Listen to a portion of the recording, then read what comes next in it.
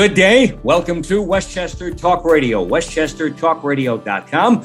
I'm John Marino. We are produced by Sharc Creative. We are made possible by Robison Oil, the house that service built by Lipolis Electric.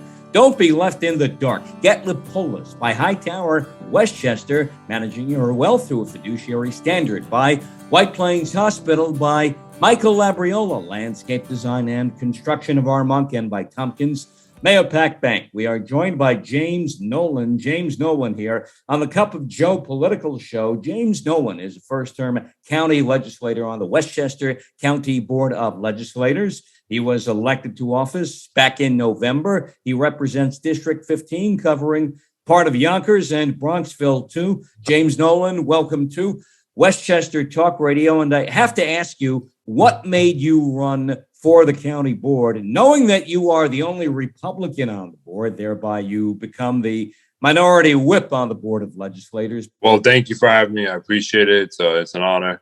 I've always been a community person. I've worked hard in the community.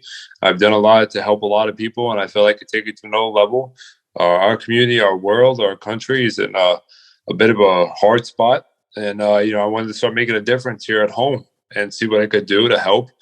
Just start to change things around now. Mm-hmm. Now, you were inspired by a family tragedy that kind of geared you in this direction. It happened in 2015. Tell us about that. Unfortunately, my brother was a victim of illegal, senseless gun violence. He was an innocent victim killed in a drive-by shooting. He fought hard for 3 weeks for his life. Unfortunately, he succumbed to his injuries. From there, I seen that there was a real need for change. I had to make an impact any way possible. So I started a nonprofit organization where I provided scholarships to children. I advocated for a lot of laws, and that's what led me to running for office. Your brother was Mike Nolan. He attended Saunders High in Yonkers, correct? Yes. He was a star baseball player. If I remember right, he attended junior college in Oklahoma. Yes, he graduated from Oklahoma City University. Mm-hmm. And then he moved on, and he had a bright future ahead of him. He was a pitcher in the Oakland Athletics organization at the time of his death. Guns have been a problem since I've been a kid and before, and I just turned 65 years old. I grew up on the streets of East Harlem, so I know and without a doubt can feel for you and your family. Something like this happened within my family a long time ago, too. What's the problem with guns? Why do we talk about getting guns off the street and nothing ever seems to get done? Well, New York State actually has some of the toughest gun laws, but, things like the bail reform and the raise the age, and now the Clean Slate Act are making it very hard for the toughest gun laws in America to actually stand whole. What's the point of having the toughest gun laws if we have a bail reform and a raise the age that continue to let people out like it's a revolving door? These are things that don't make sense, and that's why I ran. Mm-hmm. Because, we always hear about the loaded magazines and the AK-47s and all these things, but illegal guns are the ones that kill innocent people every day, 100 people a day, according to the FBI in this country, and nobody talks about it. We need to stop allowing criminals that conduct violent crimes that hurt innocent people and take innocent people's lives and just let them out with a slap on the wrist. We can no longer allow that. We need to allow the justice system to actually work in the favor of the victims and the families. And that is why, like I said, that is why I ran, because I need to give the victims and the innocent people a fighting chance to survive, because I do not want anybody to go through what me and my family have. Mm-hmm. We see the victims of gun violence. Most of the gun violence is perpetrated in certain areas, in certain communities, and those people are the victims of that violence, of gang violence, of drugs, of opioid addiction, etc.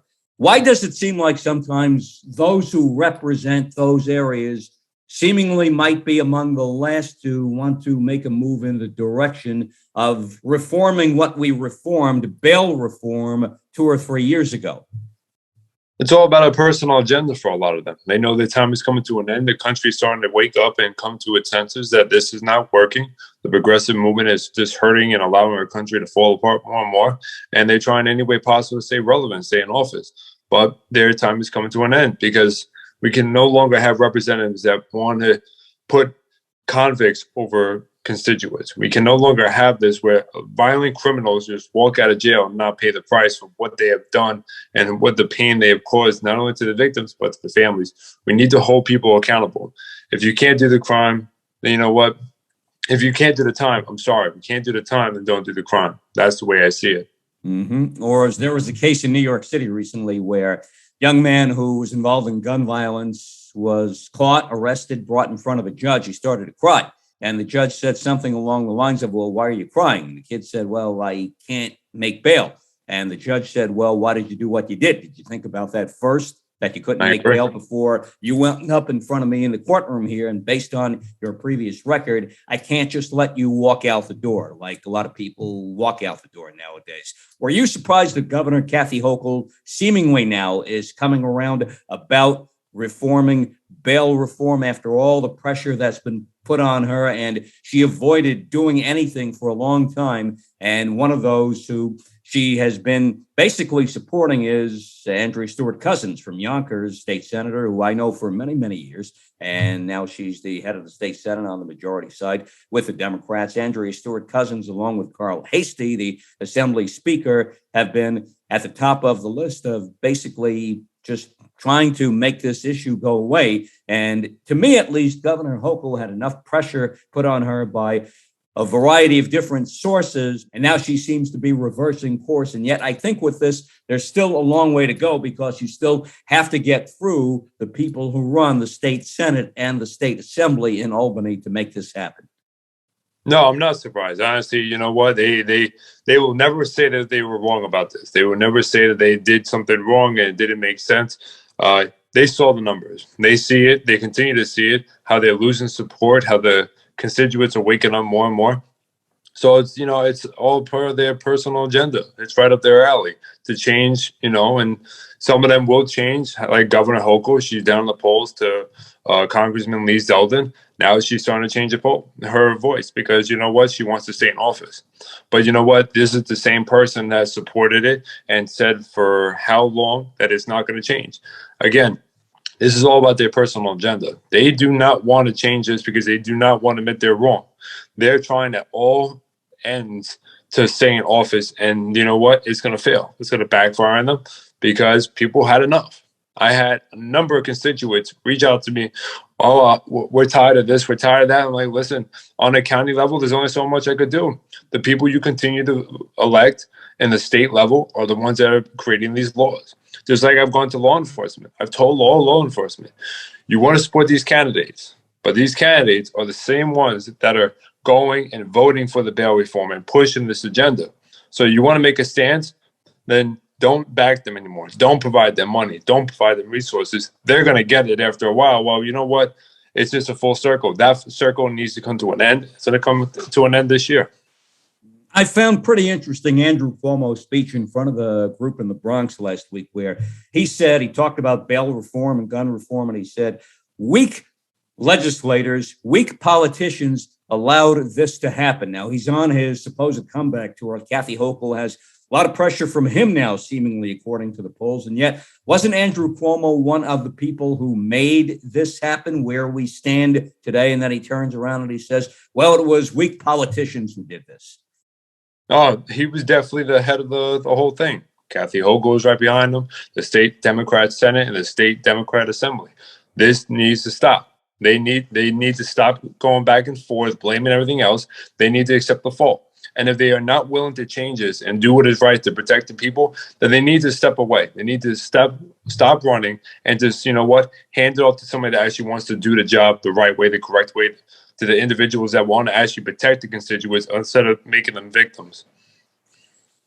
Westchester Talk Radio, the Cup of Joe political show. I'm John Marino. We are joined by James Nolan, County Legislator James Nolan, representing the 15th District, parts of Yonkers and Bronxville here on Westchester Talk Radio. James Nolan, you talked about a moment ago about there's only so much you can do locally. How much does what Albany does or doesn't do impact you and the rest of the county board on the local level, where you look at, I'd like to do this, and yet because Albany is here and we are here, that there's only this much maybe I can do where I'd like to do this?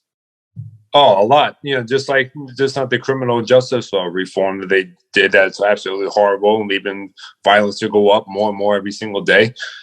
Inflation is going up. Con Edison is a big issue right now. It constantly costs more to light up your house or to provide food for your family. But you know what? Back in 2019, the state board committee that sets the standards for Con Edison approved these hikes. They already approved the hikes to go up even more next year. But then they sent out a letter contradicting themselves, saying that Con Edison needs to stop raising them. But they're the ones that set the standards. So there's only so much I could do down here. Just like the infrastructure money that's supposed to be coming. When is it coming? When is it coming? When is it we're going to start to be able to address these issues? Our failing roads, our failing bridges, or failing everything. Everything is falling apart. But it's them at the top that need to start cooperating with the lower levels. They need to stop doing their own personal agenda and actually listen to the constituents for once. Compare us to Florida, where Florida has a bigger population than us. Most of them are from New York. They have a lower they have more revenue coming in. The budget is less, and they don't have an issue. They don't have an issue like us. The crime is not up down there. Crime is up here. Inflation is up here. It's not down there. What are we doing wrong, and what is everybody else doing right? That's what we need to start to look at. I drove on 287 yesterday from Portchester to White Plains and back to Portchester in the Rye Brook area, and you talk about how everything's falling apart. 287 has become, at least in that section, a dilapidated road. How did we allow us to get to having a road? And that's one road of many, it seems like, around the area. Now it's like a third world country. Well, we are investing in things that don't make sense anymore.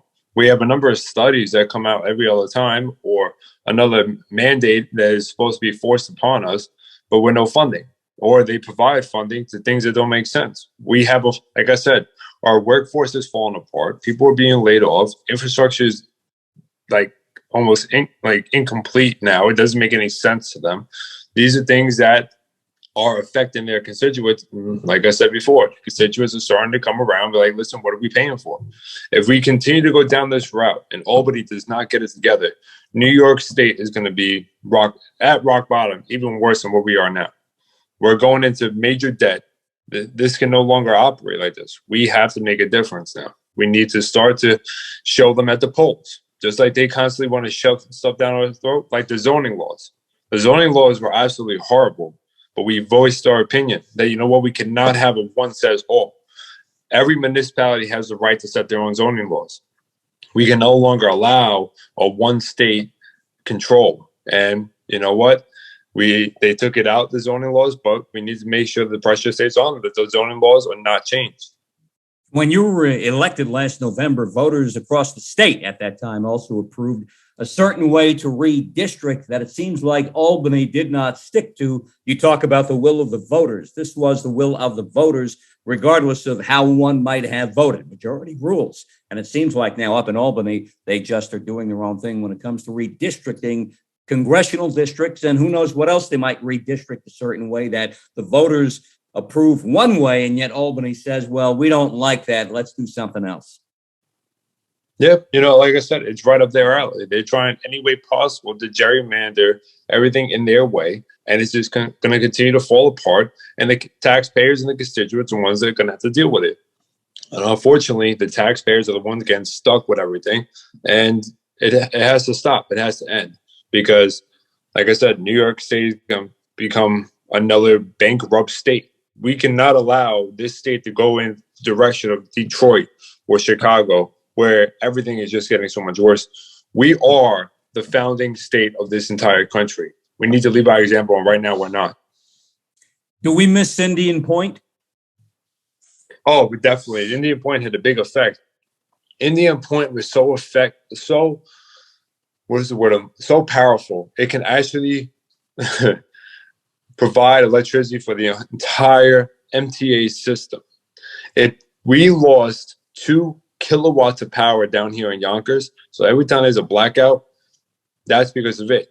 Yeah, it might have been in another municipality, but that municipality provided so much power and resources, not only just electrical wise, but a monastery way.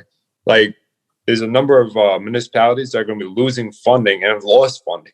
So what's going to happen now? Indian Point was taken away, that money was taken away, taxes have to go up. There's a long line of effects for this Green New Deal personal agenda that they're trying to push onto everybody. Is there anything in the offing that you see can replace the power of Indian Point, or are we just stuck right now? Honestly, we're stuck right now. It was not a well thought out plan. It was a horrible plan to take it away. I understand that they need to be security upgrades, but we could have made those upgrades. Now, New York State, and especially Westchester County, are going to be losing out. It's huge.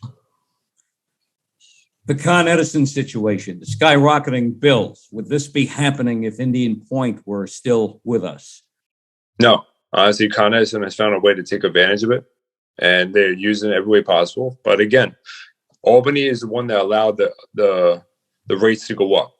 They had a meeting back in 2019 where they gave me approval, and then they allowed them next year to go up again. So if Indian Point was still around, these things wouldn't be happening, but there's a long line of effects that are going to be coming now from it. If you come up against the wall that you can't knock down, find your way around that wall. Do you find yourself in that position as the only Republican in name on the county board? Not all the time. There are a lot of my colleagues that are willing to work with us on a lot of issues. It is just a matter of meeting them and talking it out. You know, I'm always about what is best for the constituent. So if it's best for the constituent, I have no personal agenda attached to it, but I'm going to also stand my ground. But so there's always a way to work things out. And that's what it's about. I'm there to do what is needed for the people, and I'm going to continue to do so. What do you want to do in your first term? Well, public safety. Public safety, I want to make sure that our constituents, and not just my constituents, everybody in this county and state are protected and safe as much as possible. Also, infrastructure. Infrastructure is a big thing. It needs to be addressed. I come from a long line of labor and construction, and I know how important it is. I did it myself for years. Also, we have a number of seniors and children that are being ignored, a number of programs that are being taken. You know, children are our future.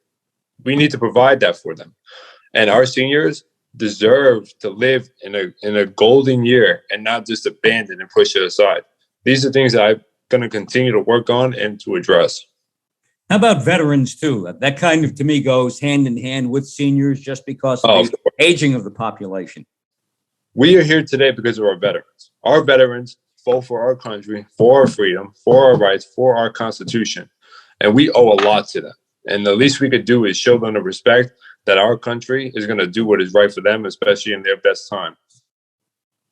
Opioid addiction. This is another one where I think the can has been kicked around for a long time. Terrence Murphy, a few years back, was in the state Senate and did a lot to fight the opioid scourge in our area. I see others now picking up the ball that Terrence Murphy left behind. He was the man who kicked this off 6, 7, 8 years ago, where we really go after opioids. He represented northern Westchester, parts of Putnam and Dutchess County too. How do we, with your background especially too, how do we go get opioids? And I understand that people have medical issues where they are prescribed opioids and things of that nature, but sometimes they get addicted to what they have to take to help themselves medically. And just from a physical standpoint, it's tough to give this stuff up.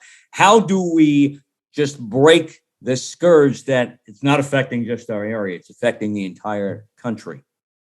Well, we need to also make sure we provide enough treatment for the people that are unfortunately hooked to these things. But then we also need to provide education to the ones that we can help protect just because they want to use it for unfortunate recreation. But the ones that are providing it and are allowing it to be abused because of their own pockets, we need to hold them accountable. You know, there's different levels to this. You know, like I said, we need to provide treatment, education, and then also prosecute the ones that are abusing this just to get a buck off of it. So there's different levels, and, you know, any way possible that I can help, you know, the constituents and do what I can to prevent them from going down the road that they don't want to, I'm all aboard. James Nolan, the war in Ukraine hits home. Yonkers has a Ukrainian community, a Polish community, of course, Poland right next door to Ukraine and has taken in more refugees from Ukraine than any other country. So that affects the Polish community as well, too. How much of this do you see in the city of Yonkers and these communities, the Ukrainian community, the Polish community, everybody coming together to do what they can? Oh, you see it a lot. Every day that you're out there, you see the flags and you see I support Ukraine. It's honestly heartbreaking what this world is coming to. And, but the outgrowing support from everybody, I think it helps go a long way. But we need to remember that we need to stay strong and help them any way possible, especially through this tough time. We need to continue to pray that there's going to be a peaceful end to this very soon, because if not, there's just going to be a lot more people that are hurt and unfortunately taken from us. We can no longer have this happen, not here and not anywhere else in the world. So hopefully soon there's a peaceful resolution. Your first 2-year term in office, what is the one major issue where you want to make some pretty big inroads come re-election time? Crime. Crime is an issue, and it can't be ignored anymore. I unfortunately lost my brother, my best friend. My parents lost a son. My brothers lost a brother. People lost friends, and that's just not me. But this is an issue we can no longer ignore. These are issues we have to address because, you know what? I want to have children. I want them to live in a safer and a much protected place as possible because, again, it is not something that anybody should have to go through. Unfortunately, again, we have people that are in office that have personal agendas, and they won't understand the pain that I go through, and my family goes through, and other people go through for losing a loved one until it actually affects them. And I hope they are not affected because it's not something you'll ever get through. It will live with you for the rest of your life. You carry on in the name of Mike Nolan. Yes, I do. James Nolan, county legislator from Yonkers and Bronxville, representing the 15th District, the minority whip on the county board. We thank you for joining us here on Westchester Talk Radio. Congratulations to being elected to your first term in office, and all the best to you, and I hope we get to talk again soon. Much appreciated. Thank you. Thank you. James Nolan here on Westchester Talk Radio. I'm John Marino. This is the Cup of Joe political show. We are produced by Sharc Creative, made possible by Robeson Oil, the house that service built, by Lipolis Electric. Don't be left in the dark. Get Lipolis. By Hightower Westchester, managing your wealth through a fiduciary standard. Also by Michael Labriola, landscape design and construction of Armonk, by White Plains Hospital, and by Tompkins Mahopac Bank.